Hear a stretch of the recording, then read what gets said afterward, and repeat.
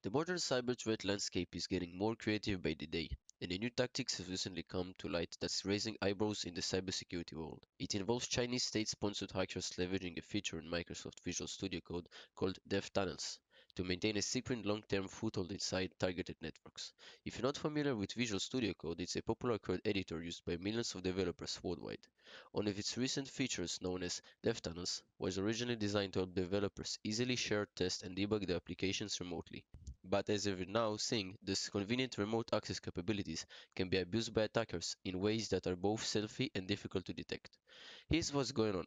After compromising a victim system often through more traditional infiltration methods like phishing emails or exploiting unpatched vulnerabilities, Chinese hacking groups set up a Visual Studio Code remote tunnels. By doing this, they efficiently transform what meant to be a legitimate development and testing tool into a hidden backdoor.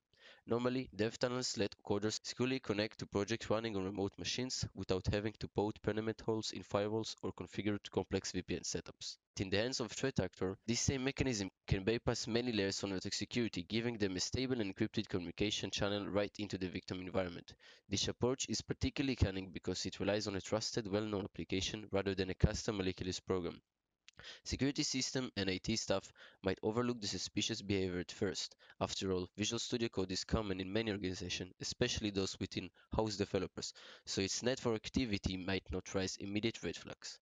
The attackers blend right in with normal developers' traffic, making it extremely challenging for defenders to spot their malicious presence. The group suspected of doing this is believed to be affiliated with Chinese state-sponsored cyber operations. They've shown a pattern of targeting sensitivity industries and government organizations, likely with the goal of long-term espionage. This isn't just about grabbing some quick financial gain. These attackers want sustainable access and they're employing advanced tactics to keep it. By using legitimate tools, they reduce their risk of detection, and by leveraging secure tunnels, they ensure that even if someone is watching the network, the traffic looks less suspicious or, at worst, difficult to encrypt and analyze. Cybersecurity researchers discovered these activities while investigating anomalous patterns in targeted networks. What tipped them off was unusual dev tunnels usage that didn't correspond to normal software development workflows. Once detected, the researchers dug deeper and realized that the attackers weren't just dabbing they'd actually integrated this technique into their intrusion playbook. The hackers were using these tunnels to constantly update and refine their footholds, adjust their tools on the fly, and siphon off sensitive data. As for protecting yourself, the key lies in visibility and strict access control. Security teams need to know what's running in their environment, especially remote access tools, and ensure that only authorized authenticated users are allowed to spin up these kind of tunnels.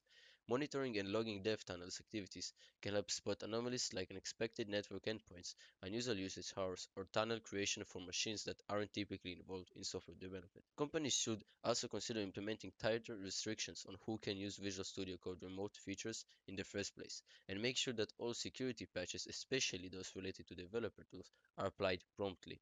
While Microsoft DevTunnels feature isn't inherently dangerous and it remains a valuable tool for developers, the reality is that any powerful technology can be abused if it falls into the wrong hands. Now that this tactic is out in the open, we can expect security teams, software vendors, and defenders to react accordingly, setting up better guidelines and detection methods to thwart this kind of self-infiltration. In the end, this incident is a stark reminder that attackers are always looking for new ways to fly under the radar. They're happy to exploit any useful feature, no matter how legitimate or trusted it may be, to gain and maintain access to your systems. For those who tasked with securing their organization, staying informed about these evolving techniques and continuous sharpening their defense strategies is more critical than ever.